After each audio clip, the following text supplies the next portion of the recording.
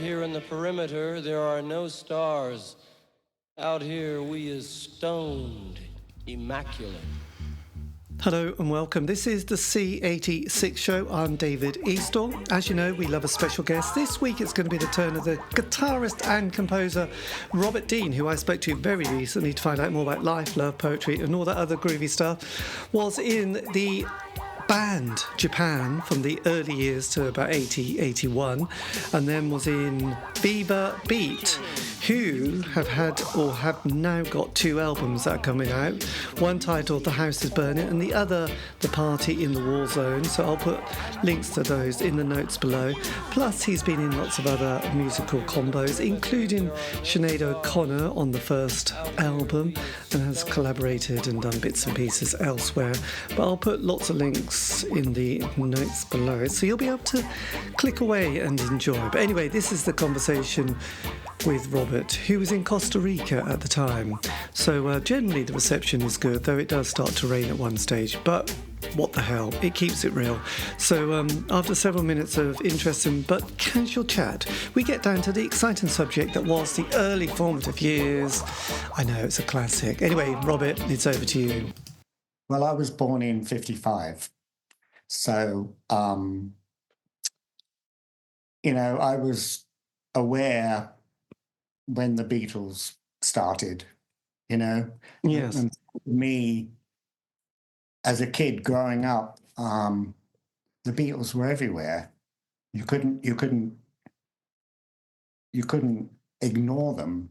Like you switch on the TV and the Beatles were there. Yes. It was a huge thing in the first part of the 60s, the first half of the 60s. It was such a huge thing that you had to sort of get caught up in it somehow, I didn't really buy any records until I was probably about 11, I guess. Around right. That. So Revolver to this day is my favorite album of all time. I just think it's a masterpiece, really. And I just love the fact that they were being so creative. It was kind of a template for everything I've listened to since. Yes, so. It's and Your Bird Can Sing is still quite a spine-tingling. Yes, I think there was 3 tracks on there, which are all together. I remember recording it on my trusty TDK D90 cassette, and there was just some stunning, and Your Bird Can Sing is just such a masterpiece. But then my brother was 7 years older, and he got Sergeant Pepper probably in about 73, 74, and I'd sneak into his room and play this album and Goodbye Yellow Brick Road by Elton John, and I was mesmerised by that album, Sergeant Pepper. I was an Elton John fan too in the 70s. Yes, well, I saw them live. I don't know how many times, 7 or 8 times in the 70s, I think. Classic magic. Yeah, it was a great time to be a fan of rock music. Really, the 70s was just. It was quite awesome. So, what were you mentioned that you were born in the East End of London. What was that like growing up in that area during that time in the 50s and 60s? Well, it's funny. When you're growing up, it had this reputation of being kind of rough, but it never felt like that to me. No. Because I was quite comfortable walking around. I never felt in any way a victim or anything. So I didn't really even think about that. Did your parents have any stories about the war period? Did they stay in London during the war? Well, my dad was from Newcastle. My mum was from London. No, they didn't really talk about the war much. No. Yeah. I never asked about it. I don't know. There was no kind of sign of, bombs, craters. Now you bring that up. It's like, why didn't we talk about that? But we didn't. It was only 10 years. That would only been 10 years when you'd been born. Yeah. I think maybe it was something they didn't want to talk about. Yes. But there was, I suppose, the world of rationing had been very much part of it at that stage, hadn't it? Yeah. So, yes, I do. It was a difficult time, I guess, for, you know, growing up in England. Did you have any older brothers or sisters who gave you any? I have a sister. I have a sister who's 4 years older than me. Yeah. Right. And did she have an influence on you? She did, but her influences, like musically, were more. She was really into the Beach Boys Right. and to like Stax and soul. Yes. So, you know, I love the Beach Boys. You know, so I definitely got that from her. And you know, some soul music's just it's kind of, you know, you just grow up with it. I mean, like Tamla Motown, you know, Yes.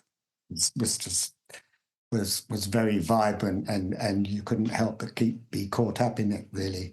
But when I started seriously listening to music, then you know it was rock. I mean, it started with the Beatles, but then it was like I really loved Cream. Cream was like my band. Right. I just, you know, I was a huge Eric Clapton fan, and just the whole power that they could create with a three-piece to me was very impressive. What about the Hendrix experience? I wasn't as much into Hendrix. Right. I thought he was sloppy. You know, I mean, I get why people got excited by him, but to me, I preferred precision. The precision of Eric compared to Jimi Hendrix, and then people then you had Pete Townsend. Did Townsend or Jeff Beck come into your consciousness at this stage? I wasn't really a fan of Jeff Beck so much then. Since then, I've become hugely impressed with him.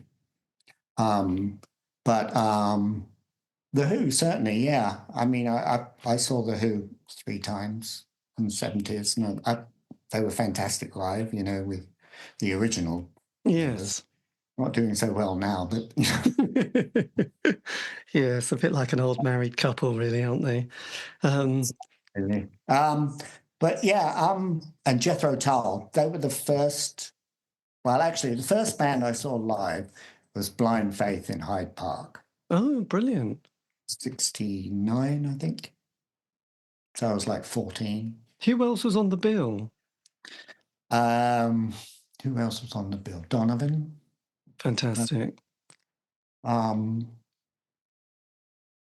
it? I'm thinking Richie Havens, but maybe not. I'm not sure. Right, blind. So Anyway, Hyde Park was the place. Huh?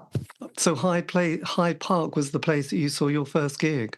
My first gig, and then pretty soon after that, I saw Jethro Tull at the Albert Hall. I had a very fortunate opportunity, really, because my sister worked for a solicitor's. She was a secretary, and they had 2 seats in the Albert Hall for every show. They like had some sort of, you know, they bought those seats. Yes. And none of the staff were interested in rock music. So my sister would get the tickets and give them to me. So I'd go and see everybody. Crikey, that is, God, you lucked out on that one, didn't you? Right, you know, and they were like the same seats, and they were like just raised up from the you know, the bottom part, like the auditorium part. So they were perfect seats. Perfect. Corporate seating, I guess. Yeah, so I just, like, you know, me and my best man. And Ian Anderson at that stage was very enigmatic, because I love those early albums like Stand Up, Benefit, Minstrel in the Gallery. I mean, they were just such classic songs. Yeah. I mean, this was around the time of Stand Up. And, you know, as a young boy, it just blew me away. I mean, yes. I just thought they were the second coming, really. I mean, I just thought they were amazing. And, I remained a Jethro Tull fan for a while, but I when it got to the 70s, I got more caught up in like glam rock and stuff like that, and bands like Sparks and T-Rex and stuff like that. Yes, well, I guess that was one gets a little bit caught up with the fashionable zeitgeist, really, at that point. Yeah, early Roxy music. I was a huge Roxy music fan. Yes, but I always remember I did an interview with Ian Anderson, and I was always curious. I mean, he was very forthcoming, but I was always curious how David Bowie got to play on a Steel Eye Span track, which was "To Know Him Is to Love Him," which was a Phil Spector song, and it was like Ian Anderson just knew that he was producing that record and knew that Bowie, he needed a saxophone player and knew that Bowie knew a bit. So he just asked David along and said, could you do it for me? And he just turned up, done his bit and went off. And then decades later saw him and reminded him, and they had a little joke that David never got any fee for it, but they just laughed it off as showbiz people do. But yes, he sounded like a decent chap in all ways. And I couldn't believe how big they were in America, actually. They were absolutely massive, but they toured their little socks off. I mean, a lot of those bands, particularly in the early 70s, I think, they toured so extensively in the States, that they covered as many. But I mean, it's how Led Zeppelin became enormous, was basically because they just toured their socks off. I mean, they just went for it. Yes, and they put the work in. Yeah, and the same with Jethro Tull and many others. Yes, it's all. So when you got to that ripe age of 16, leaving school, at that stage, did you leave with only O levels or GCSEs, or did you stay on the? I had some O levels, and I did A levels too. Right, so you stuck it through into the 70s, actually. I did art and English. Right. And did it feel, I mean, the 60s kind of ends on this downer, doesn't it? The Beatles break up, you suddenly get the death of Hendrix, Morrison, Joplin, Brian Jones had died. The Charles Manson thing had sort of ripped a certain sort of image from that lovely, holistic Laurel Canyon vibe and Haight-Ashbury. How did you feel going into the 70s with such a different, kind of soundtrack, because obviously a lot of those bands had sort of been and gone, and from the 60s. In the very early 70s, I was very much into that sort of acoustic folk singer thing. Right. What, Joan Baez and Joni Mitchell? Yeah, I'm still a huge Joni Mitchell fan. I'm still a huge Neil Young fan. Dylan, I absolutely adore. And, at the time, it was James Taylor, Carole King, all these people. God, you wanted to be in Laurel Canyon, didn't you? Pretty much, yeah. I loved Crosby, Stills, Nash and Young. I just thought they were amazing. So, yeah, I was really into that. But I was also into, like, English folk, too. John Martin. Did you, what about Davy Graham, Angie? That's a little earlier. Right. Did you ever play it? Did you ever manage to master that one? No, I didn't. What about Bert Yance? Yeah. I saw Pentangle, but I wasn't really into his playing. I was more. Richard Thompson was a big influence on me at that time. Fairport Convention? Yeah, I love Fairport Convention. I mean, Legion Leaf is a masterpiece of folk rock, I think. But I was really into that. I was also into Steel Eye Span too. I saw them several times. Stunning. I love Steel Eye Span. Yeah. Yeah, they were a lot of fun too, Amazing band. Maddie is just stunning, and I love that Englishness and that kind of those stories that they evoked as well. Yes, again another person I was fortunate to interview, because they were quite a soundtrack to my 70s. That band, and I know people laugh, but I love those bands like Renaissance as well. Well, I like the first Renaissance, which was almost a totally different band. There were Renaissance to begin with Keith Ralph from the Yardbirds. Yes. and Jane Ralphie's sister, who was singing, and I can't remember the other members, but they did one album, and I loved that album, absolutely love it. But I didn't really, once it became something very different, I think, and I wasn't really into the later, you know, incarnation of it so much. Yes. But, you know, at that time, it's everything which was signed to Island Records seemed to be like, it was really good. It was weird, but it was like literally you could buy any Island Records album and you'd find something to like on it.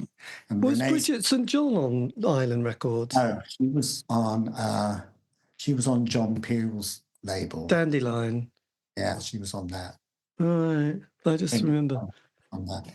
But, you know, around that time, I was fortunate enough to see Nick Drake live. Oh my God, Nick Drake! You've seen Nick Drake live?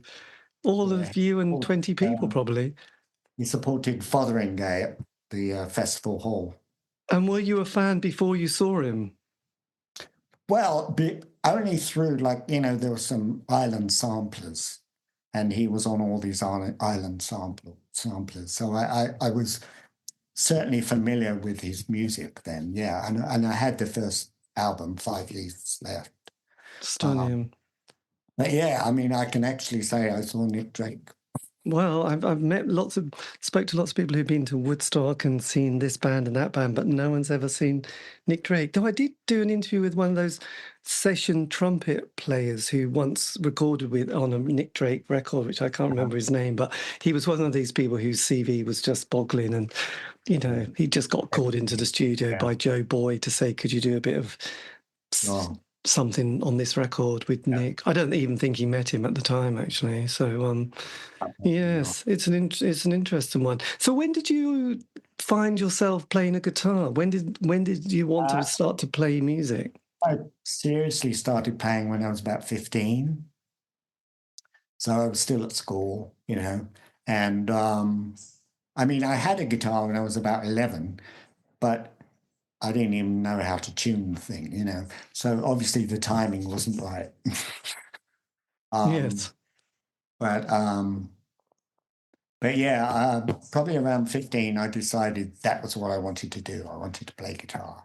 Right. So that was all I wanted to do from that point on, you know. And so when I left school, I knew I wanted to be a musician. And so I just basically got a job so I could buy equipment so I could be a musician. That's such a sort of amazing thing, isn't it? Thinking back, because the 70s didn't have a lot of amazing amount of opportunity. There wasn't an amazing amount of money sloshing around and people having great dreams. I mean, I suppose, at that stage, we were hooked on things like Top of the Pops and that certain stardom, but that did still seem like another world being in a band. And then you also had the heavy bands like, you know, Deep Purple and Black Sabbath, then prog bands started to come along, and that seemed like another world, like Yes and Genesis and Wishbone Ash. And then obviously glam, which just seemed like otherworldly. I mean, you had the Bowie on one level, and then you had, you know, the Glitter Band on another, and Sweet. So it was a little bit strange, wasn't it? So where were you sort of finding your musical kind of area at this stage? Because obviously folk music is very much a bit of another layer, isn't it, really? Yeah, it's weird. I don't really know how it evolved. I think maybe T-Rex was the connection, because Right. They were Tyrannosaurus Rex were an acoustic duo. Incredible, yes. I was into, you know, and then, you know, Mark Bolan went electric, and I was still into that. And so that might have been the connection for me, you know, like the bridge. Yes. And it's interesting because I think... Totally glam, you know. Well, he did sort of, when you went back to his solo records and his incredible lyric quality in those kind of 60s period, and listen to John Peel introducing him on the Perfume Garden. You know, he had a very mystical quality to him. Yeah. And lyrically, it was kind of otherworldly. It felt like deep and meaningful, but we didn't really know what he was going on about. But it seemed very important to nod along, really, at that stage. And then, of course, Elton John became glam rock too. You know? Yes, but he had those lyrics that had been written for him by Bernie, which, again, there was those records on Goodbye Yellow Brick Road where he talks about Roy Rogers and, Candle in the Wind. So he was a very good storyteller. And I guess with your interest in sort of the folk singers as well, there was a sort of a narrative, or with Joni Mitchell, there's that emotional depth and relationship thing going on, especially with those albums like Blue and Caught and Spark and Hujara, which were masterpiece. Yes, I know. I think Black Crow is my favourite track on there. Really, I think Amelia's mine. And was it Ferris Sings the Blues? Furry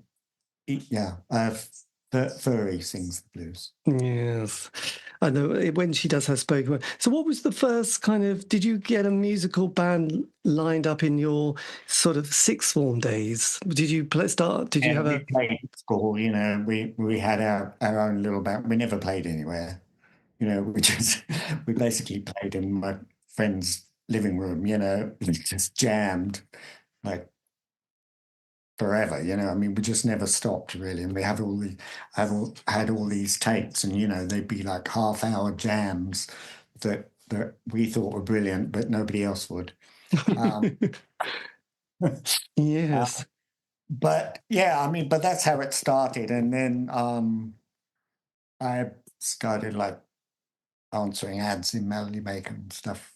Oh, was it the classic one? So which one did you answer? Which kind of advert sort of came to your sort of attention at this stage? Well, it was, there was a couple of bands which didn't really go anywhere, that I just kind of like hooked up with, which didn't work for some reason or another. And I just kept pressing it. I didn't go to that many like interviews, whatever. I was going to say, did you start to sort of get a little bit of being in London, did you start to get a sort of hint that things were changing musically with people like Doctors of Madness and Dr. Feelgood and a certain slight early punk period coming through? Yeah, you couldn't help but be, influenced by it. Yeah, absolutely. That was the scene, and it just kept evolving and changing. Yes. I wasn't really into, I bought the Sex Pistols singles, but I never saw them live. I was always still more, to me, like the more interesting side of punk for me was, like the Buzzcocks and Magazine, which weren't really punk anyway, and Elvis Costello, which was sort of on that bandwagon. Yes. Sure. So sort of into that sort of stuff more, really, yes. The out-and-out punk bands. But I bought a load of the things, I bought like advert singles. Everybody bought singles at that time. That was the thing. The punk thing was like putting out X-Ray Specs. Well, they were friends of ours. The guitarist went to school with the Japan. Right. And did you meet Laura Logic? No. She was a saxophone player. No. She was in X-Ray Specs. But yeah. Laura Logic, yes. Well, she's just been sort of, she had a few, she's sort of started to re-emerge from the sort of, the woodwork in a certain way. So when with Japan then, when that band got together, did you feel that this was a altogether different vibe that you hadn't experienced before? Yeah, when I, They were based in South London. I was based in East London. I can't even remember how I got like my guitar and my amp on the tube, you know, and then got the main line station to Lewisham, you know. I don't even know how I did it really. But yeah, I mean, when we first met up, it felt like it was a band. They had their own PA. Right. PA. They were serious enough to have, you know, to have their own PA, and they wrote their own songs. You know, David wrote at that point he was writing, you know, 10 songs a day or something. I mean, most of them, you know, weren't worth listening to, but it was clear to me that there was something going on. Yes. And it was something that And were you the final piece of the jigsaw to fit this puzzle? yeah, I mean, they all went to school together, you know, and when I auditioned, I think I was 23 and David and Mick and Richard were 21 and Steve was like 17 or something. I mean, he was basically still at school, although he wasn't really going to school, you know. But yeah, I mean, as soon as I got involved and we started playing gigs and stuff, and then we decided we needed a manager, and then we, you know, I think we, again in Melody Maker, I think we advertised for a manager. Yes. And you got you got a famous manager as well, didn't you? We got Simon Napier Bell. Yeah, I know. Actually, I did an interview with him once, actually. I got his book and we had a little chat about life and stuff. He's been around, hasn't he? Dear old Simon. Was it? A pinch of salt. Pardon? Take it all with a pinch of salt. Yes, quite. Yes. But that must have felt like a very grown up, being in part of a grown up world suddenly. Oh, yeah. I mean, you know, we thought, this is it. We're going to do it. Yes. We're going to work. We felt that it was going to work. You know, I mean, we were gigging a lot and we weren't playing to many people and, you know, whatever. I mean, we were just doing what bands do. But over time, you know, actually, it wasn't that much time when you think about it. But yeah, I mean, and then we got a record deal, and then as soon as you get a record deal, you think, well, that's it, we're made. It's all going to be easy street after that, isn't it, really? Did you find an audience quite quickly? Did you suddenly find yourself looking out thinking, these are our people, this is it? Not really, not in England. I mean, you know, we were doing, the thing is, the thing you've got to understand is that we weren't a punk band and everybody else was. Like, if you were gigging, we were like the only ones that weren't a punk band. Our influences were considerably different. I mean, you couldn't help but be influenced by it to a certain extent, but we really were something not quite in tune with what was going on. Yes. You know? So we were treated with a lot of indifference, really. I mean, you know, people come to the gigs and whatever, but early on we weren't really playing to, you know, large crowds. You know, Simon would get us on some tours and stuff. We did a college tour supporting Jim Capaldi. I mean, you know, which went fine. You know, I mean, it was fine. I mean, we got on okay, and we do like supports with.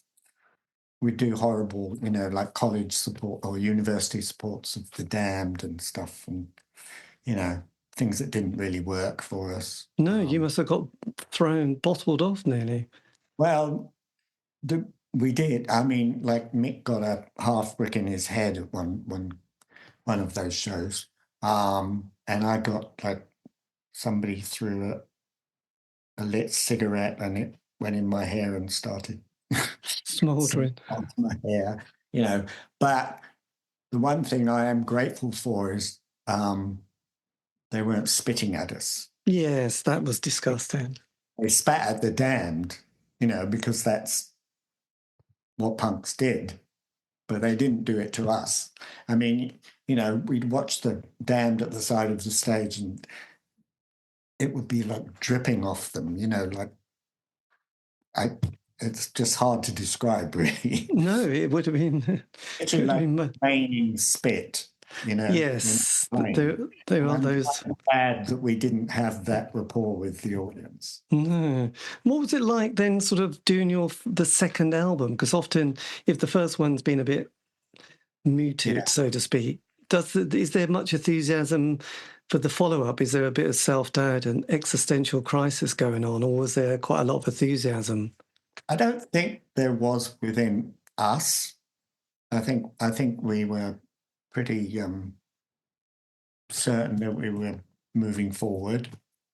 I don't think Hans or our record label, who were German, I don't think they knew what to do with us, really.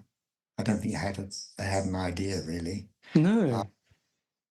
But they still let us do it, you know.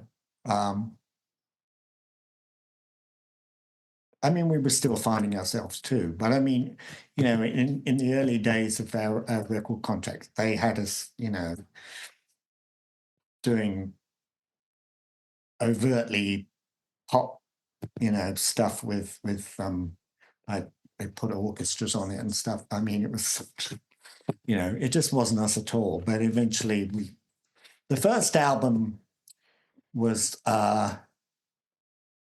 it was kind of a compromise, really. It was what we had in our live set, plus what the sort of stuff we were listening to was influencing, you know. So there's like this mishmash of styles, really, in the first album. But it was a case of just getting some stuff down and releasing it, you know. Yes. And then the second album was more in tune with what we were doing. Yes, it's a bit more. But by the third album, did you start to have more of an audience by this stage and sort of? Well, the good thing about you know the trajectory of the band was that the country Japan discovered us. Right. And so we were literally on the cover of all these glossy Japanese magazines, you know, and we were able to tour Japan and play 2 nights at the Budokan, sold out, you know, when at home we were playing the Marquee Club. Yes. And we were literally like, it was like Beatlemania. I mean, you know, you'd get off the airplane and there'd be screaming girls, and you couldn't leave your hotel by the main door. You had to go round the back because there's all these girls in the foyer, and you know, we had bodyguards and everything. I mean, it was nuts. It was completely nuts. Yes, it must have set you all a little bit strange. But the good thing was that it gave us the possibility to finance ourselves back home. You know, like touring Japan for a couple of weeks in very large venues to sold out crowds was we were able to keep going, you know. Yes. And what was the sort of the creative process like? Did you sort of have a particular style of coming together, recording or jamming stuff or rehearsing stuff? We had our own rehearsal space around that time, and we would just go in there and you know, rehearse for hours and hours and hours a day, and come up with stuff. Yes. Did you start to feel that by the third album things were starting to seem a lot more coherent with the you know, with the Yeah. I think had more of an idea of what we wanted to do, you know. David was always coming in with different songs, new songs and stuff, and we just work on them. Yes. And did you feel that as we approach the end of the 70s, the great 79, Thatcher gets in, and then, obviously, I always feel that a decade has a certain quality to it, and the 80s comes along, we had the Falkland War, the miners' strike, Greenham Common. Did that have any kind of impact on how you were feeling kind of individually or collectively? And, with that next wave of new romantic kids coming along as well, and electronic music and different technology happening as well. I think it was just a period of a lot more positivity about what we were doing. So you didn't even think about like the political, side of things really. I mean, at the best of times, London was a struggle, but you sort of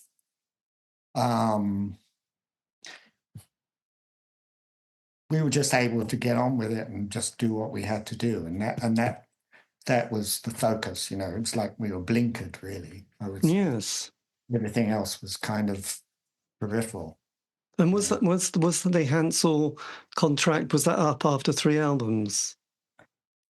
Yes. Well, I'm not sure it was up, but I'm not exactly sure how it worked, but I think that Virgin were interested in us and bought us out of the contract. Right. I think that's how it worked, and Virgin was probably more in keeping with where we wanted to be. Yes, and there seemed to be a bit of a movement started to appear, didn't they, in the London scene as well, and across the country, and the art college, student market started to develop, and people started to embrace a certain different vibe. I just wondered if you found your audience was starting to change as well at this stage. Oh, it definitely was, yeah, for sure.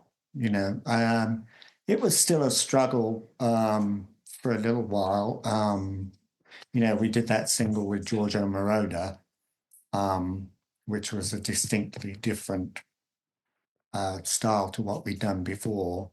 But that was kind of the turning point, I think, and it was sort of, the beginning of the new romantic movement. And yes. Blitz Club and all that stuff, which we weren't really a part of, to be honest. No. But it was certainly like a forerunner of that. I mean, I think the key band that kind of showed us the way was Ultravox, like the John Fox version of Ultravox. Right. They were very much influenced by their trajectory, I think. And it kind of helped us find ours. Yes. Yes, I think they're definitely, I think at that stage, I was still, I don't know, still felt a bit, I was still finding my musical sort of tribe, I suppose, at that stage in life. I was not even 16, so I was still, I grew up in East Anglia. It was very heavy metal and status quo. Punk hadn't even hit these waters by then. You could imagine, couldn't you? It was still a little bit of a backwater, but, things were creeping through. You could tell, I think when you started getting ABC and the Soft Cell getting into the charts and people like that, things started to alter, really. And yeah, and had your again, it became unavoidable, right? I mean, for you growing up, it was probably unavoidable. I mean, all that electro pop was just everywhere. It was in the top 20. Yeah. Radio 1 loved it, didn't they, actually? And did your guitar playing change much at this stage? Had you, because you were still very young at this point, had you sort of become influenced by other people? Had you started to... I was very influenced by Fred, I mean, the stuff he did with Bowie, mind-blowing, really. And I was very influenced by the simplicity of what he did during that time. It wasn't really very technically intricate. I mean, a lot of Fripp's playing is technically intricate with King Crimson, but he didn't really apply that to his stuff with Bowie or even with Peter Gabriel. Really, you know, it was. I mean, it came directly from, you know, his ambient stuff with Eno, and I think, Yes.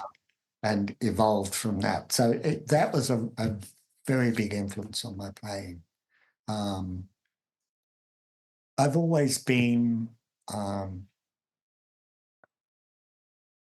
a player who is most interesting in contributing to a song without being the main focus, particularly. Yes. Like into an integral part, but not, you know, like in your face. Showboating. I mean, that goes right back to George Harrison, as far as I'm concerned.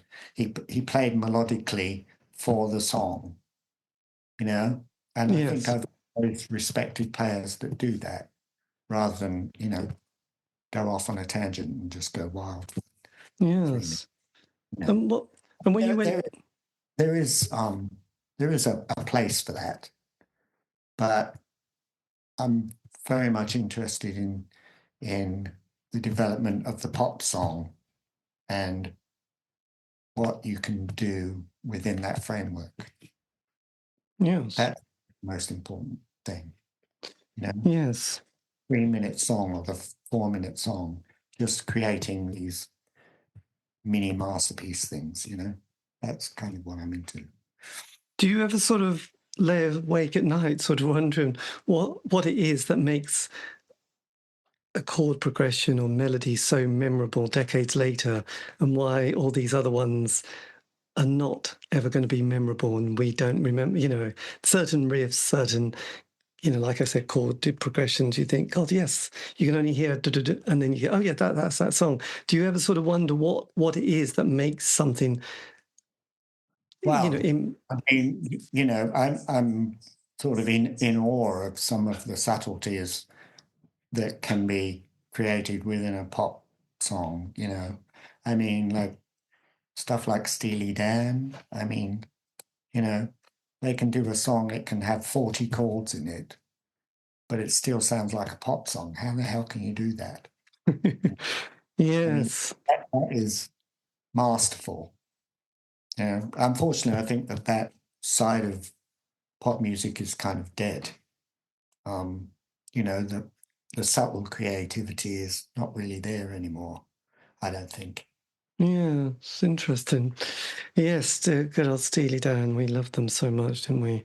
And when you sort of come to do your fourth album, Yeah. Gentlemen, Mhm. were you feeling like at this point the band were absolutely solid, you know, feeling like the creative force was kind of going well? Well, the problem with the fourth album was that David was very much in control of it.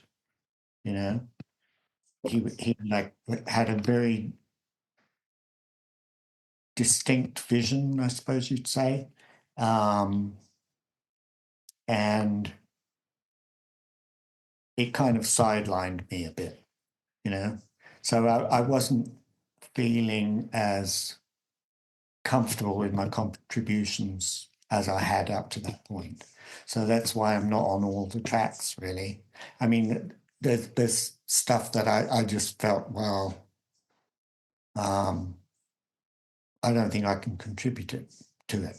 You know, I don't think I can, like some My New Career. I don't know if you know it, but I mean, it was recorded and created in the studio. But I just felt that there was nothing I could put on it, and that's generally what I would do if I didn't feel that I was adding anything, then I would rather not play on it. Yes. And so that was my feeling around that time, really. And partly the recording of the album Quiet Life, the one before it, had been such a joyous occasion for everybody. We were all on a really great level, creatively and mentally, and I think it was quite clear when we did Gentlemen Take Polaroids that we'd passed that. Yes. It had got a bit more serious and not quite so much fun. I guess in hindsight, you kind of can see these kind of story arcs with most bands. Yeah, exactly. Yes. So, to me, it wasn't a great time, really.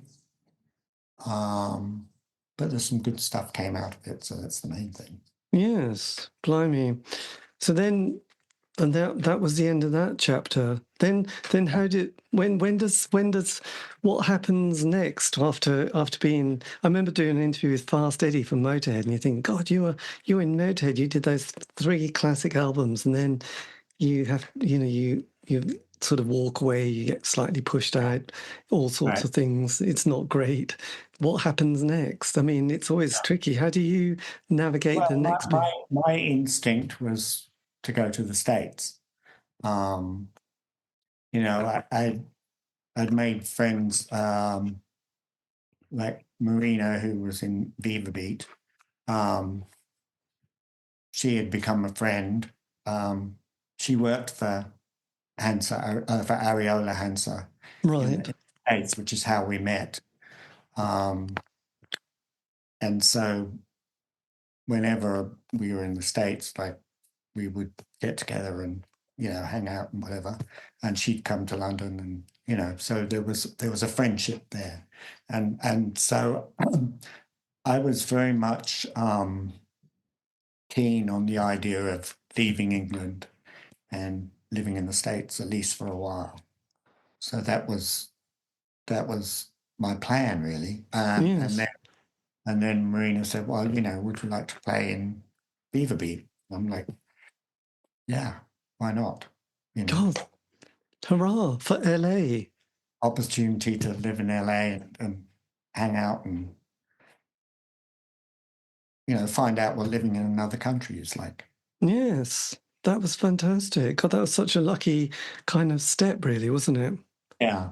Well, unfortunately, I mean, as a band, the band was great, but the problem was that, they didn't have a record deal. We were playing quite a lot of gigs. We invariably, any British, like pop act, electro pop act that came into LA, we ended up supporting. I mean, supporting like everybody, Depeche Mode, Gang of Four. I can't remember who else. B-52s. Right. Loads of people. REM. But I mean, we did the Human League's West Coast gigs. We did all their West Coast gigs when they played. Yes. Up the Dare, when Dare was released, we did all that. My God. We played to a lot of people and we had fun in that, but we never got a record contract at that point. That must have been so frustrating. It was a bit. But, I was still having a good time. I loved living in LA. I really did.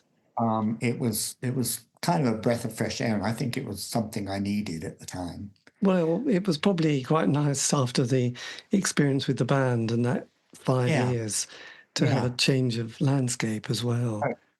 Totally different. Living in the Hollywood Hills, it was beautiful every day. I would imagine that was quite a joy, really. And then did you, at that stage, had you sort of, because you've got these reissues, haven't you, that are coming out? Yeah. So there's a best of, isn't there? Yeah, you probably know more about them than I do. I'm not that well versed on them, but yes, there is a best of. which is just coming out. It's not out yet, right? Yes, that's coming out, the best of, from 1979 to 1986, featuring Yeah, 3 previously unreleased tracks. So did you go in the studio with the band? yeah. We recorded with a guy called Earl Mankey. Yes. Arcs. Yeah, we recorded some stuff with Earl Mankey at that time. I mean, basically doing demos to, shop around to record companies. Right. But nothing really happened at that point. And then we were still like gigging and stuff, but it was around that time that I bumped into Gary Numan in LA, and I knew him. I'd already recorded one track with him in 80, I guess, 1980. Yes. Dance album. And he also came on tour with Japan, that's another story, but it was weird. He was like on our tour bus, but none of us knew he was coming. Anyway, and I bumped into him in LA, and the first thing out of his mouth was, "Do you want to be in my band?" And you went, yeah, okay, Gary, that sounds like...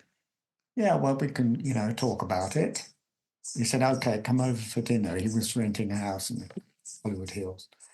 And he said, "Come over for dinner and I can talk you through it and whatever." And, the plan was to do this tour. And so I said, yes.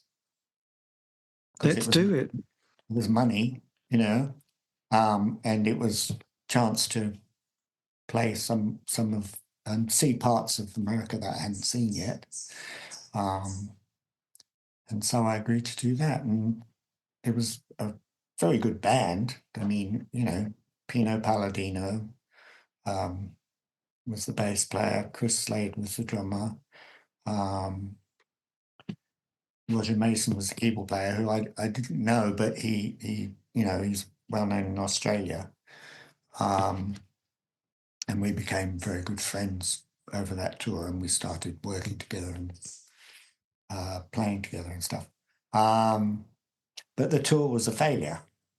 Right. It was sort of the wrong time for Gary, really.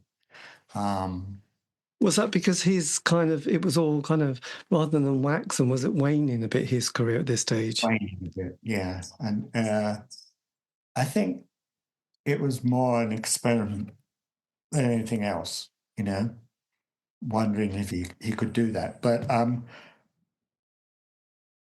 it was a fairly large production show, but in a lot of places we weren't playing much bigger than clubs. Right. And if we were playing in bigger places, well, then they were half full, So it was a good experience. It was fun, had a good time doing it. It was a bit crazy. Wall of Voodoo were our support on that tour. Oh my God, I love the Wall of Voodoo. Yeah, well, they were friends of mine from LA anyway, so we hung out together all the time anyway. Right. Yeah, I love Wall of Voodoo too. God, that is, it's Mexican radio. Yeah. Cool Box 123. Classic records, weren't they? Yeah. God. Yeah. They were... So anyway, it was a fun tour, but for Gary, it wasn't a successful one. No, I'd imagine he had a lot to think about for his next move, really. Yeah. There were lots of problems on that tour, like when the bus broke down, like on the second day of the, we just, oh, well, no, actually the first thing was that the first gig was Perkins Palace in Pasadena, which was a theatre, fairly large theatre. Yes. And we worked out to actually rehearse in it like 3 days prior to that first gig. And the Tube came over to film stuff during that rehearsal period. No, in fact, the first day. Yes. First show. And something went wrong with like the power supply, like they overloaded the power with all their equipment or something. I'm not sure what happened, but the gig was an absolute disaster. The sound was all over the place and everything, even though we'd practiced in it for 3 days. It was a complete and utter mess. So it started off on the wrong foot, and then the bus broke down, and then, there were just several other things that happened. Yes. It wasn't a successful tour, but I still enjoyed it. And, well, it's good to try and find those positives, isn't it, at that stage? So once the album was done and the tour, then how do you sort of navigate the next little section? Well, then I went back to LA again, and Roger from Gary's band, he came back to LA too, and we kind of settled down and started writing together and stuff for a while. But he eventually went back to England, and I decided at that point to go back to England too, so that we could continue working on material and stuff. And so we three of us, his friend from Australia and the two of us, we shared a flat in London, and we would just like work on stuff overnight. I mean, we'd like record all night, every night. It was a very intense period, but very productive. Unfortunately, we never did anything with it, but because what happened was that the Illustrated Man project came up, and that was basically someone that Roger knew from Australia had moved to England. He had some songs, and we recorded some demos, and EMI signed us for those demos. And so we decided we needed another drummer, so I got Hugo Burnham from Gang of Four involved, who I'd met in LA. And then, we started working on that. And we recorded an album, which was never released. The only thing that was released at that time was an EP in the US, a 12-inch, like 6-track EP. And that's the only thing we did.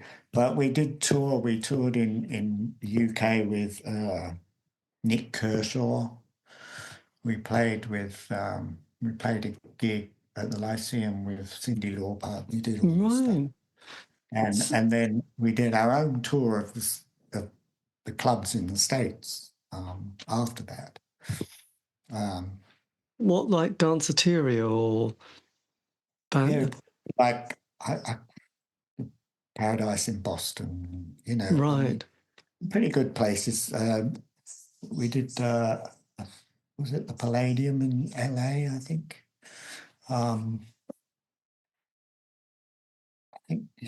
What did we play in New York?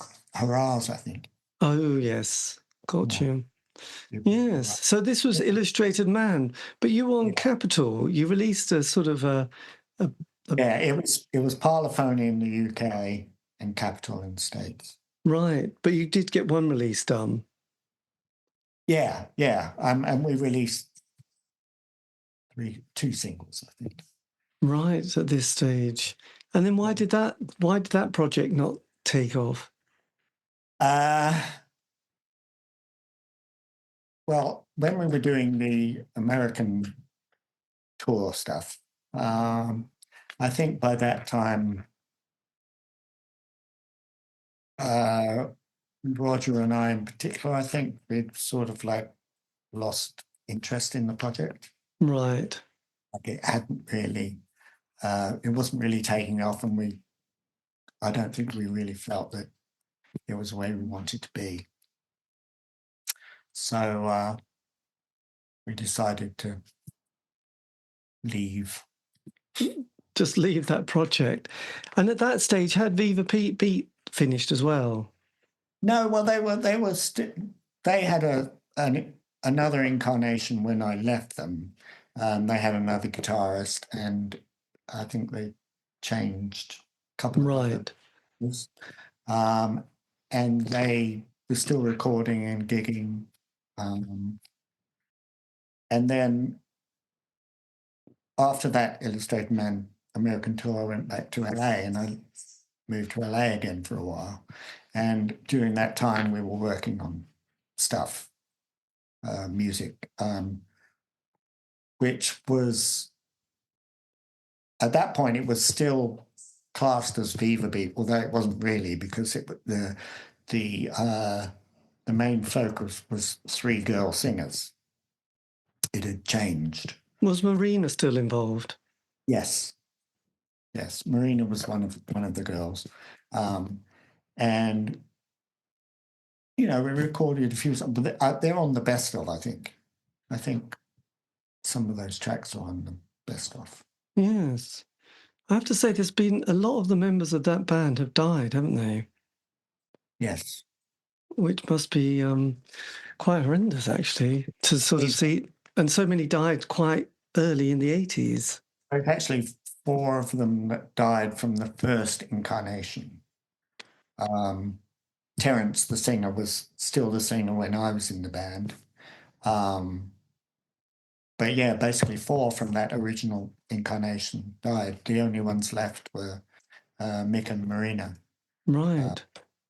Who were a married couple during that. Right. And is Marina still alive? Oh, yeah. Right, okay. I was just trying to, just working out. I can. Yeah, I mean, they're still around. And, they're the instigators of the interest at the moment. Yes, well, absolutely. Friends, and we still communicate, like we are now. Yes, well, absolutely. Who isn't? That's what I say. Who isn't? So then, as the sort of the 80s is progressing, and obviously you're sort of going from LA to London. I mean, the music scene in the UK has changed quite a bit as well. I mean, not radically, but we suddenly had the wonderful world that was indie pop. 83, the Smiths appeared. There was all that. So the C86 world, let's face it, jingly jangly songs from the people like the Wedding Presents and June Brides and Mighty Lemon Drops, all that. Did that sort of enter your consciousness at any stage? Not really the indie stuff. No, I was more of the I liked like Tears for Fears and Talk and right. Stuff. Peter Gabriel still, at that point. The Blue Nile. Blue Nile. Quite a sophisticated taste, haven't you, on this front? Well, I guess, yeah, I mean, it stems from, Steely Dan, Joni Mitchell, Polished production. You love your polished production, don't you? I like my polished production. Do you feel, though, I mean, when I hear the say talk, and I feel like it's a little bit overproduced. I do feel somehow that's kind of like could be remixed a bit with a bit more. The later stuff, like Spirit of Eden, and I just that very electronic drum sound, that sort of heavy kind of. But they moved away from that by the 3rd album. Yeah, there was just there was that Trevor Horn production that started to sort of filter over everything, didn't it? Which it wasn't really them though. I mean, they started off, like their first couple of albums were sort of in the shadow of Duran Duran kind of thing, but way more interesting, in my opinion. And then they evolved into something very experimental and interesting. Yes. I mean, you should listen to those later albums. Oh, I'll have to. I think I was just a little Not overproduced. It's almost like freeform jazz. You know, it's like Miles Davis. right. Oh, I will go back with fresh ears. Actually, I suppose I quite like more of an earthy, organic sound, something a little bit. What they got into. Right. Okay. Well, I'd Yeah. slightly put them into a bracket, haven't I? I need to. I will go back and have a little listen. I was I was a bit of an uptight 80s indie kid and was all into the kind of the red wedge movement and political, socialism and all that kind of jazz. A little bit of Billy Redskins, bands like that, and I sort of needed that. And where was that kind of when you heard? And I suppose it was it Robin Miller who brought in Sade, that sound, that kind of production sound, and then, like I mentioned, Trevor Horn, and that became a thing, didn't it? And suddenly, I mean, those two Bowie albums in the 80s, Tonight and Never Let Me Down, again, I think suffer from really bad production. Really do. They really do. But, well, his songs weren't that great either. I mean, No. Loving is a fantastic song. He shouldn't have done those Iggy covers. No. You can't do them any better than what Iggy did. No. He always picked bad covers. Huh? He always picked quite dubious cover versions to sing. God only knows it's terrible. Oh yeah, that's one of the that should have been consigned to the I think for the 80s in general, Bowie was kind of confused.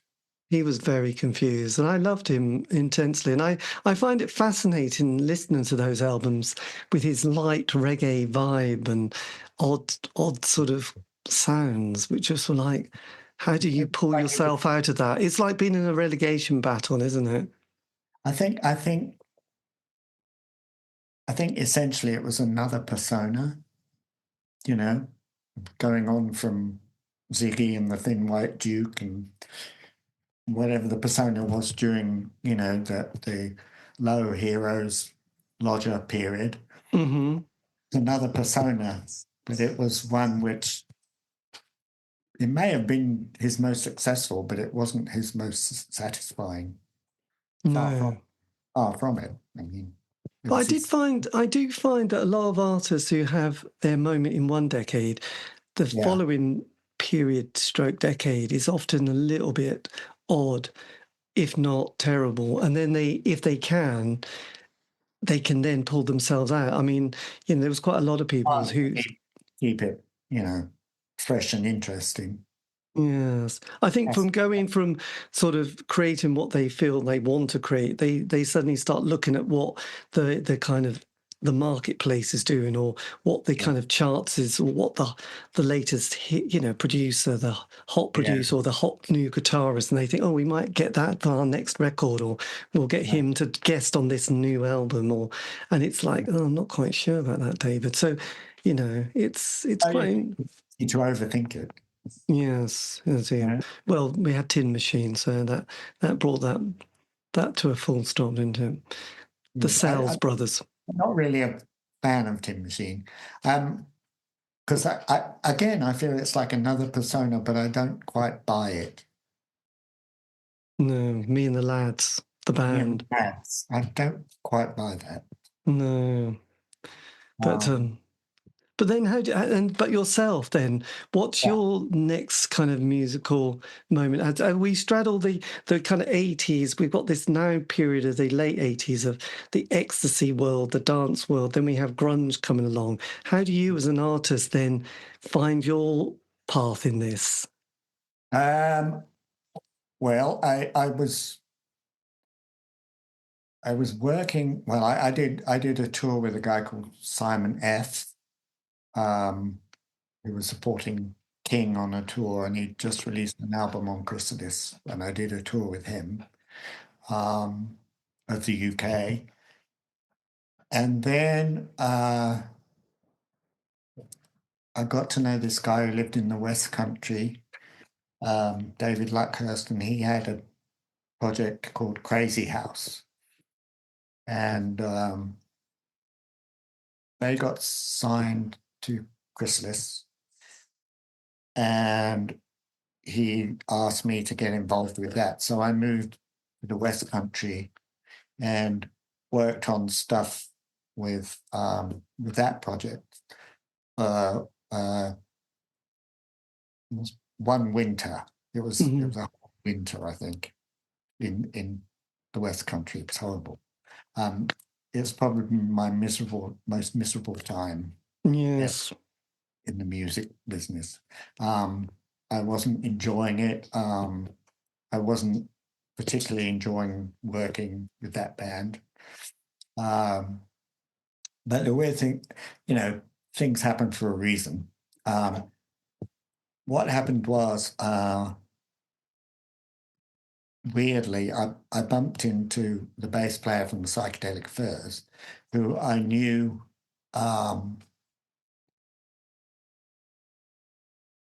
not well, but I knew him in LA. We chat in LA. I mean, I knew the Furs, I knew their manager, and we would hang out a bit, and he invited me to his wedding, which was next weekend or something in the West Country. And I was asked if I'd like to tour with the Psychedelic Furs. And I said, well, I can't really, because I'm sort of committed to this other project, Crazy House, Mm. Well, I wasn't really happy doing it, but at that point, I didn't feel that touring with the Psychedelic Furs was something I wanted to do. So I turned it down. And then I went back to London. I used to go back to London at the weekends just to get away from the West Country. And a friend of mine was working with this Irish singer doing demos. And he played me his demos, which was Sinead's early demos. Right. And I said, well, I just love this. I said, I would love to be involved because it was kind of a connection to the folk music which I'd left behind, Yes. There was a lot of that in it. And I just felt it was something I'd really like to get involved in. And I said, if you need a guitar player, I would be very interested in doing this. He said, well, we have a guitar player at the moment, but if anything happens, I'll let you know.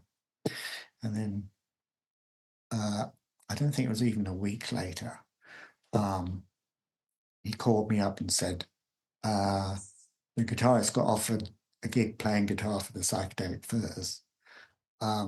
So if you want, the gig's yours. So I dropped Crazy House and I went back to London and I started working with Sinead. Blimey, that's amazing. Was Marco Peroni, was he part of that? Not at all. Yeah. Pardon? In fact, that was after me. What happened was the band was put together and we rehearsed solidly for, I want to say, almost a year. She was very young, Yes. And so, yeah, I mean, we would just, rent a studio space for months on end and go in and if it wasn't happening that day, we'd come the next day and we just worked pretty solidly for about a year, I think, on stuff. She was signed to Ensign Records, which was through Chrysalis, I think. Yes. And they just wanted to develop what she had, and so I was, heavily involved with that, did lots of demos and stuff. And then it was decided time to do the album, and we had this guy Mick Glossop producing, who'd done the Water Boys and Van Morrison. And so we went in the studios and started recording The Lion and the Cobra. We finished the entire album, and then Ensign took the tapes to various producers to see about remixing songs. And they all came back and said that it was not possible to remix it. There were no time codes on it. Right. It was all done live in the studio. And so it was decided to shelve that and re-record the album in a more controlled space. It was very much a band album the first time. So it was done a lot more economically. There was a lot less instrumentation going on and stuff, but we re-recorded the album. And then Sinead got pregnant.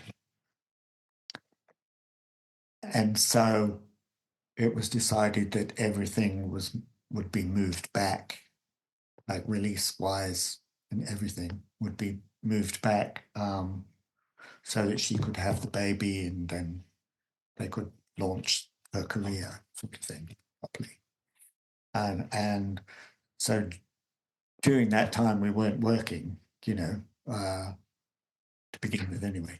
And then I got an offer to go to Australia and play with the band in Australia. But before we left, we did do an Old Grey Whistle test with U2 live in Belfast. And that was just me, Sinead, and Spike, the bass player.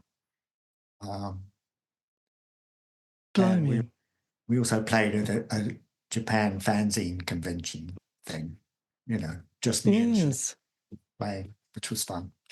I have to say that playing with Sinead was a wonderful experience.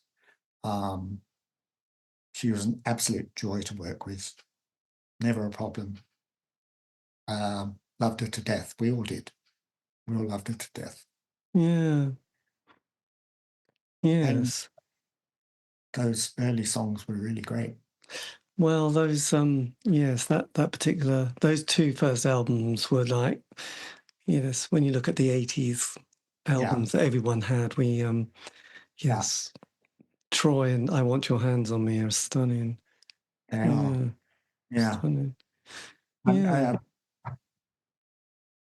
lot of those original, I have recordings from the early tapes. Troy was like this huge epic had guitar solos, it had horns, it had everything in it. It's quite interesting. And we did a cover of The Crystal Ship by The Doors. Oh, wow. Which came out really well. And one day it has to see the light of day, has to be heard somewhere. Yes. But I do understand there's going to be a deluxe edition of The Lion and Cobra next year. So and that will be with you on it? Yeah. Right.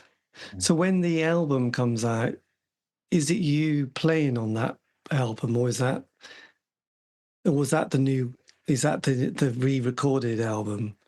Well, I'm on the re-recorded album. I'm on everything except Just Call Me Joe. Right. It was added later. Yes. Sinead had this love affair with this band called Max, which Marco was involved in. And John, the drummer, he was also involved in Max too. And yeah, we all had the cassette of the Max album. We all loved it. Absolutely nothing happened. But I guess Just Call Me Joe was from that, I think. Yes, because was Kevin Mooney involved in the production as well, and he'd been in Adamant, hadn't he? Version. Yes, I know. My God, that was quite a time in your life, really, wasn't it? The late 80s with Sinead. Yeah. And then I moved to Australia. Oh, Australia again. Well, not again. Again, it was like, I didn't even know this band. They wanted me to come and, play some gigs, whatever. And I was like, well, when do you get the opportunity to go to Australia? Right. Is this the slow clubs? Well, that came later because when I moved to Australia, I gigged with this band, and then I got a publishing company interested in my songs, and so they signed me worldwide in Australia, and it was decided to create a band around my material. And so that's how the Slow Club came into being. Right. And so basically it was myself and a drummer who I'd, shared a flat with in England, but he was Australian. And then we found a singer and we became a three-piece. And that was when you released, that was the World of Wonders. Yeah. And that to me that was a very important record to me because again, it was there were a lot of the acoustic influences in it. There's acoustic guitars on everything, and there's fiddles and mandolins and stuff. And I co-produced the album with a good friend of mine, John Jacobs, who was he engineered a lot of Paul McCartney stuff in the 80s. Right. But he worked on Japan stuff, which is how I got to know him. And then when it was decided to do the album, I suggested that he come to co-produce it with me, so we did it together. So like all the arrangements and stuff are my ideas, but yes, stuff was amazing. And then how come that project doesn't continue? Did you? Okay, but it's always something. We played a lot. We toured a lot. We did a tour with Steve Winwood in Australia, and can you hear the rain? Yes. Yeah, it's pretty loud. I'll close the door. I don't think it'll make much difference, but no, but it's very happening out there. Oh, there you go. Yes, as we say. Yes. So yes, that project. How come there wasn't a second album? No. Well, what happened was we toured a lot. I mean, there are always places to play in Australia. That was the music scene in Australia was fantastic. There were bands playing all the time. It was a very, very, very alive scene. And I was there for almost 4 years, I think. Right. And I was on a work visa. And it got renewed every 6 months. Yes. And then they got to a point where they said they wouldn't renew it anymore. I had to leave the country and reapply. So I went back to England. Yeah. And we didn't know how long this would take, so everything was put on hold. And, I didn't know what to do really, except I wanted to travel. I wanted to see somewhere else. So I decided to go to Peru and Bolivia for 5 weeks, Yeah. touring around, going to the Amazon, you know, and it was an epiphany for me, seeing the wild in Peru and Bolivia. Somehow I was in my element. And when I got back to England after that trip, all I could think about was seeing more of Latin America. Right.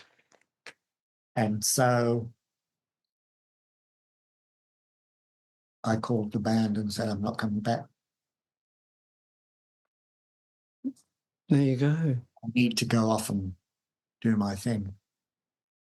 Blimey. And was that your last musical project at that stage in your life? Yeah, pretty much. You know, I did a couple of other small things, but yeah, I didn't really do much recording at all in the 90s. Did you ever see any other members of Japan at that stage? Had you ever bumped into them again? Yeah, I mean, I went back to England in the 90s a couple of times, and we hung out a lot. And I did some recording with Mick and Steve and Rich at one point. Yeah, I mean, you know, we'd hung out. Had they ever mentioned how it must have how it kind of ended for you at that stage? You know, in the early 80s. Did they ever? We didn't really talk about that sort of thing. You know, water under the bridge, whatever it is. You know. Yes. It's not really their fault anyway. No, it wasn't. I just wondered if anybody just said, oh, just had any feelings or reflections on it. Well, no, we never really talked about it. And, you know, I mean, to a certain extent, they were pretty disillusioned by that point too. Yes. You know, getting on with their own things and ignoring what the other guy was doing. Yes, I know. It's a tricky one. So then when you had that epiphany in Latin America, is this when you leave the UK for good? Yes. It was weird. I decided to go traveling. I didn't know. It was kind of like open-ended. I didn't know what was going to happen. I decided to travel through Latin America. I started in LA, hanging out with my friends, and then, you know, went across the border into Mexico, and then traveled through Mexico and Guatemala and Belize and Honduras and Nicaragua, and then I got to Costa Rica, and this was about the 6-month mark, I think. Right. And I stayed in these little wooden cabins on the beach in this place called Montezuma on the Pacific coast. You know, jungle all around, monkeys in the trees, no electricity, very basic. Toilet outside, you know. Yes. And the woman who owned these cabins, her name was Karen Monson, and she and her husband, they were Danish, and she and her husband had been the founders of the first national park in Costa Rica in the 60s. And we just had a rapport. We'd sit and chat for hours, you know, just about life and everything. And she knew that I didn't really have a plan. And she said, well, how would you feel about helping me run my cabinas? You know, I'll give you a place to stay. I'll pay you, you know. How would you like to do that? And I was totally in love with the place anyway. Yes. So yes. And so I stayed in this place, Montezuma, working with her for like the first year. And then I stayed there for like 9 years. And during that time, I I got into birds, and I also got into painting. And so just serendipity, really. I started painting birds, and somebody saw it who was making fold-out guides of wildlife of Costa Rica and stuff. Asked me Yes. if I'd like to do some of it, and I said, "Yeah, I'll give it a go." And then that led to doing field guides, and I'm still painting field guides for birds of Latin America. Blimey. So did you have a skill for painting and drawing at this stage? Well, I did it at A level at school. Yes. I wasn't painting birds, um, but it the two passions came together. Yes. Well, absolutely. My God. And you managed to sort of have a new career. That's my career, basically. That's what That I is do. the birds of Costa Rica, a field guide, and then the birds of I've done Nicaragua, I've done Panama, I've done Northern Central America. Yeah. And we're doing the third edition of the Birds of Costa Rica now. We're on the third edition. God, it's a beautiful thing to do. My God. There you go. But then you've done a few other little musical solo projects, haven't you? Yes. Yes. So did this kind of light of day, was this the first thing you'd done for quite a long period of time? Yeah. I mean, well, it started off, the singer, this guy Isaac Baraka, he wanted me to produce an album for him. And I said I would do it, but I didn't know if I had the commitment or not, whether I would actually do it or not. yes. And he kept like badgering me about it. And I said, okay, and I decided, okay, I better do this, So we started working together, and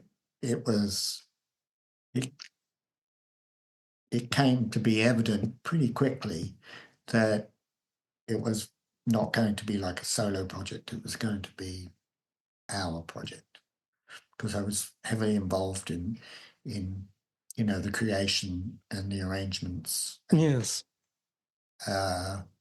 Everything, and the production, of course. And so, yeah, it became our project. And we did it in two stages. We did like first 6 tracks, I think.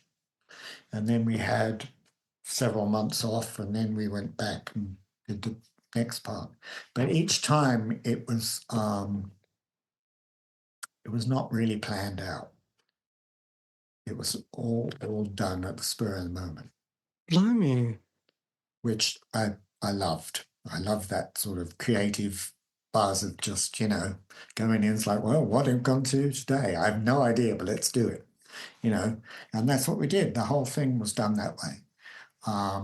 And the tracks were created organically.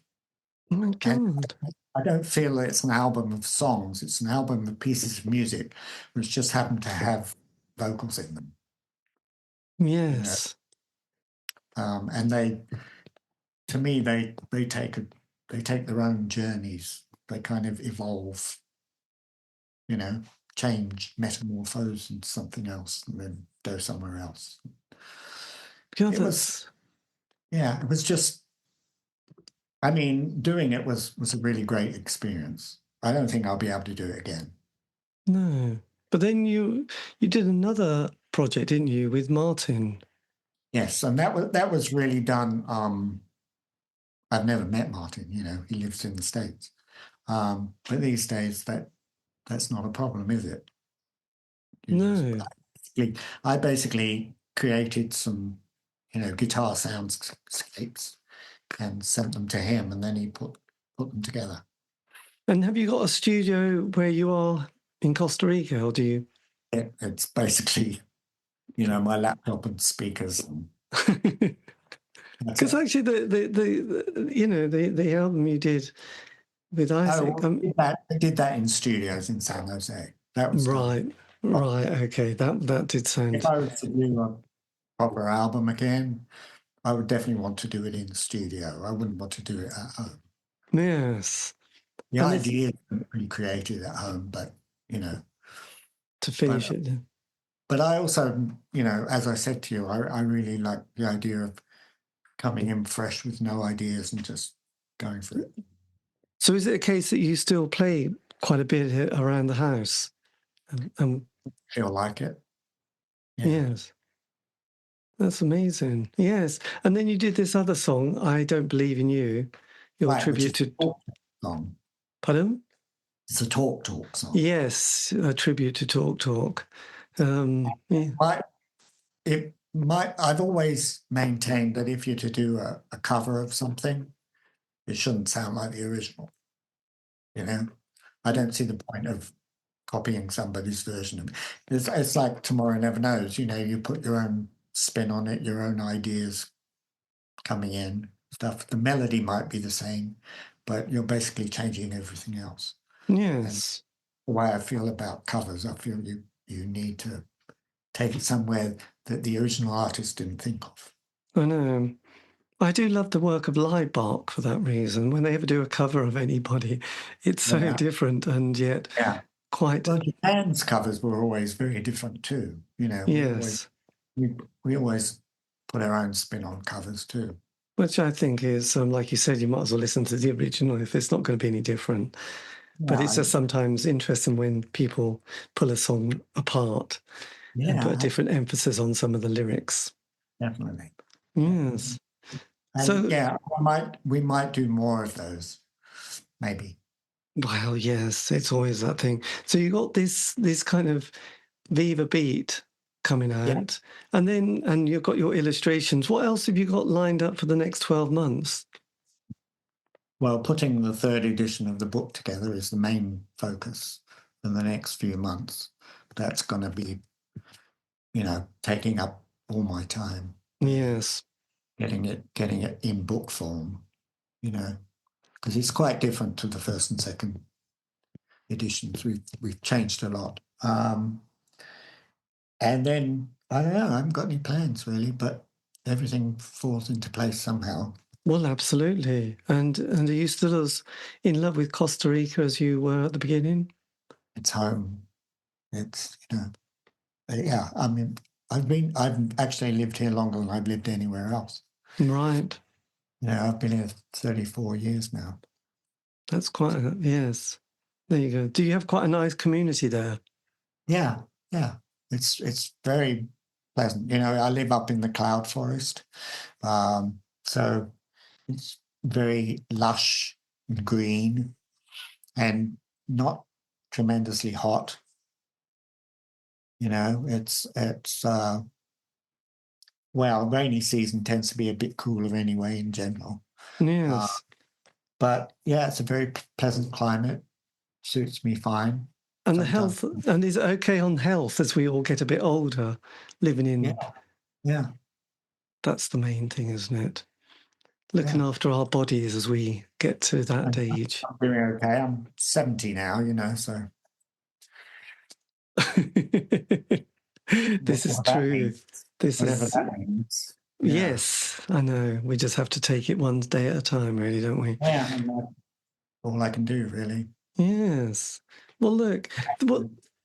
Dog, I had a cat, but she died last year. But I'm very much a cat person. Yes. Well, we are very cat people, and the obsession with our cats is always quite high. But you can't beat a friendship of an animal, really, can you? No, definitely not. You never have that conversation or feeling that you need space or you need to give each other a bit of a break or you have any issues in life, No bad words spoken. No, it's lovely. I think they changed my life when I got cats. So yeah, me too. It was like that was it. Yeah, I mean, I've had cats almost all the time that I've been in Costa Rica. Yes. Up until now. Now I don't have one. Well, I'm sure one will find you soon. That might change. Yeah. That often happens. I was wondering if it was worth it at 70 to, bring a new one in. But I think it'll probably happen. It will. Yes, I know. You just need to relax and let it happen. It'll be good. But look, Yeah. Robert, thank you ever so much for your time. This has been amazing. And I hope I've, put some interesting stuff in this. well, no, I've been fascinating. So, no, it's been fantastic. So, look, thanks for your time. And I'll keep in touch with Randy, who I know is our go-between and our little chat. But look, thank you ever so much. It's been amazing.